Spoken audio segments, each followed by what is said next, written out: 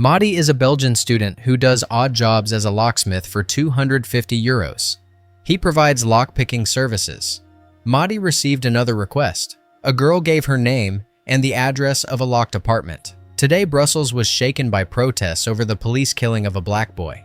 Madi popped into a shop to grab a bite before work, but Claire could not wait for the locksmith to open her flat.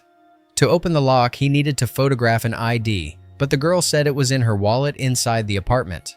Madi asked her to at least describe the interior. She only mentioned a punching bag and made a joke. That was enough for Madi, and he got to work. For some reason, the girl panicked when she heard someone's footsteps. The lock was opened and Claire rushed inside. There really was a punching bag. All that remained was to wait for the ID. Claire came out with a garbage bag, with no documents and no money. She said she was going to withdraw cash at an ATM and that her passport was on the table inside the apartment. Madi entered the place. It did not look like a young woman would live in this dodgy flat. Suddenly, Claire called again and begged Madi to get out as quickly as possible. She was very sorry that she had set him up. But it was already too late. The real owner of the flat returned and began beating the locksmith. He pressed the student's face to the burner and lit the flame. Madi saved himself by smashing a plate and driving a shard into the man's side, but that did not stop him. He seemed determined to kill the uninvited guest. Madi somehow crawled to a screwdriver and plunged it into the owner's neck. The man died on the spot, and Madi vomited. The boy washed off the blood and thought about what to do next. His phone was broken, so he went down to the shop and asked the shopkeeper for a mobile. Madi called the police, but immediately saw cops brutally dispersing the demonstrators. He suddenly did not want to deal with them. The student wiped the fingerprints he had left in the shop and returned to the ill-fated apartment. He needed to retrieve his tool from the dead man's neck. At that moment, someone knocked. The owner's cronies came into the flat. There had been something hidden inside that very punching bag, but now it had been emptied. The thugs guessed that the killer might still be inside. Madi really was hiding under the bed. He threw the bed onto one of the men, slipped away downstairs, and jumped into a car. It seems he managed to get away. The poor guy was pulled out of the vehicle, a bag was shoved over his head, and they brought him to a construction site. The gang searched the unlucky locksmith's belongings. The boss immediately showed his face and asked where he had hidden the money. But the boy had not seen any money. It was all the girl's doing, Claire's.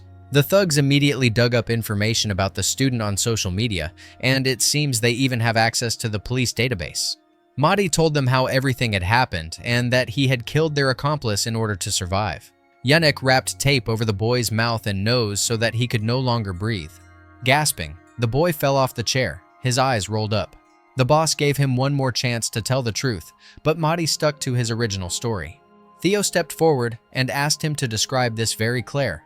They needed to understand whether the locksmith was lying or not. The thugs began to suspect the madam of the local brothel. The dead man had been quite the loudmouth, and it was likely that Gina had sent one of her girls. The gang threatened, if by dawn the boy did not find that girl and their money, he would pay.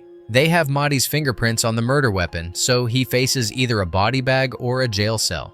But if the student finds the cash, Yannick will get rid of the body. Madi was brought to the brothel and ordered to describe what Claire looked like. Remy began dragging the hostage through the den so he could identify the girl.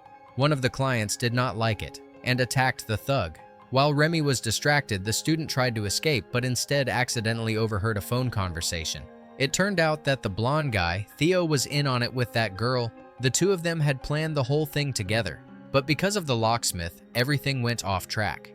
Theo told his lover to run away, but the boy would have to be eliminated since he had seen her face. After finishing the call, Theo threw Madi into the bathroom. For now, they needed to deal with the man Remy had tossed out of the window. The gangsters forgot that they were dealing with a locksmith. Finding tweezers and handcuffs, he began picking the lock. The boy had to hurry. Theo had already drawn his gun. Luckily, Remy distracted him. When the psycho returned to the door, there was no one left in the bathroom. The madam saw the runaway and called Theo. He opened fire and ran after Madi. They both fell off the roof onto the parking lot. The student grabbed Theo's phone and managed to escape before the thug came to his senses. Madi had to steal a bicycle so the criminal would not shoot him, but Remy cut him off ahead.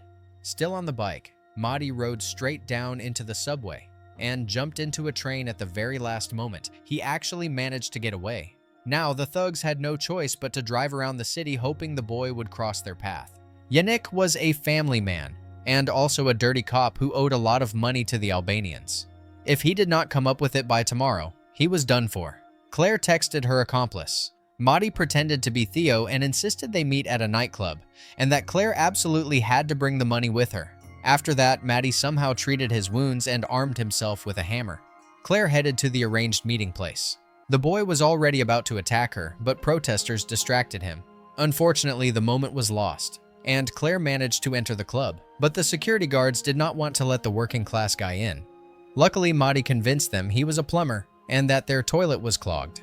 Claire waited for her accomplice at the bar. Mahdi texted her that they should meet in the basement. The girl listened to him, but then Theo called her from another number. Claire realized everything and was about to run, but it was too late. Mahdi shoved her into a storage room and demanded she hand over the bag. He handcuffed the girl to a chair. Unfortunately, there was no money in the bag. She was not stupid enough to carry it into some club. The boy began threatening Claire with the hammer, but she was not afraid of his threats. Claire kept mocking him, saying that Mahdi was only capable of obeying orders. But then the boy snapped and hit her. Claire suddenly stopped laughing. Mahdi burst into tears too. He was not a sadist, and such things gave him no pleasure. Claire let slip that Theo was her brother. She had gotten involved only to help her sibling. Theo arrived at the club. He heard the music and realized where his sister was. Mahdi managed to persuade the girl not to give him away. After all, she was not really a criminal either. Claire tried to convince her brother not to hurt Mahdi. He was not a killer. The siblings agreed to meet at the train station.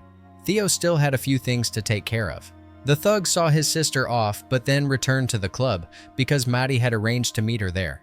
Meanwhile, the plumber was sent to the kitchen since there had been a flood. The floor really was covered in water. Mahdi said he needed to return to his car to fetch his tools. But the big guy became curious about what was in his bag. He found only a bloody hammer. Mahdi still did not manage to escape. Theo burst in and started shooting. Mahdi hoped to persuade the criminal to spare him, but Theo had already made up his mind. At the last moment, the boy tossed a gas canister into the air. Mahdi ran again. He managed to lose himself in the crowd of protesters, and Theo had to hide his gun. The men noticed that one of their comrades had been wounded, and Mahdi pointed at the blonde man. The crowd immediately began beating Theo. He was only able to fight them off when he fired his gun into the air. Hearing the gunshots, the police began acting more aggressively, and Mahdi once again found himself in danger. He managed to get downstairs in the elevator, but Theo was not planning to give up the chase. Then Mahdi ran straight into the police. One of the officers threw him to the ground and began beating him brutally with a baton. After beating Mahdi, they threw him into a police car. Theo also failed to escape from the police, though he managed to toss his gun into a trash bin. The two of them were placed in the same car. Another corrupt cop informed Yannick that his problem was now on its way to the station. After some time, a car full of criminals rammed into the police vehicle at full speed. That was how the boy once again ended up at the construction site, with his hands tied. But this time, he knew something and told them about Theo. The bruised Theo was brought in. The blonde, of course, denied everything. Then Mahdi suggested checking his phone. It turned out that when Mahdi was hiding in the storage room, he had recorded Theo's conversation with his accomplice. They were discussing how they would scam Yannick and flee the country. Theo tried to justify himself for a while, but they made him kneel and beat him. Yannick learned that the girl would be at the train station with his money at 6 in the morning. Mahdi had asked to be left alone, but the blonde decided to go all the way. Before dying, Theo begged them not to touch his sister. Yannick said nothing. He wrapped the lackey's head in duct tape and left him to suffocate on the floor. Mahdi had fulfilled his part of the deal. He had found the money and those who took it. The boss ordered them to let the boy go. However, he kept the screwdriver with Mahdi's fingerprints so the student would keep his mouth shut. As he was leaving, the student glanced at Theo's body. Soon Claire would share the same fate. The boy was dropped off near his car as if nothing had happened. Now he could finally go home. But Mahdi was in no hurry. He could not ignore what was about to happen to Claire. The young man hit the gas and sped toward the station. Madi had only 14 minutes left. Police cars followed behind him, but the boy was not going to stop. Yannick had ordered the girl to be eliminated. Claire was riding a tram, unaware that her life hung by a thread. For a short while, Madi managed to shake off the cops. Claire arrived at the station. The killers were already waiting for her. 3 police cars were chasing Madi again, and he had only 5 minutes left. Unfortunately, the boy got distracted and crashed. Remy recognized the girl and limped after her to finish the job. A policeman approached the crashed car, but suddenly the driver climbed out from the other side. Madi started running again as fast as he could. Claire was looking for her brother, but Remy was already closing in on her. Madi shouted her name, and at that moment, a policeman shot the student. Remy hesitated for a second and then continued the chase. Claire realized she would never see her brother again and left on another train. The wounded Madi was surrounded by a crowd. Once again, the police had shot an unarmed black man. Thus, at the cost of his health and freedom, Madi saved the girl who had set him up. That is where the movie ends.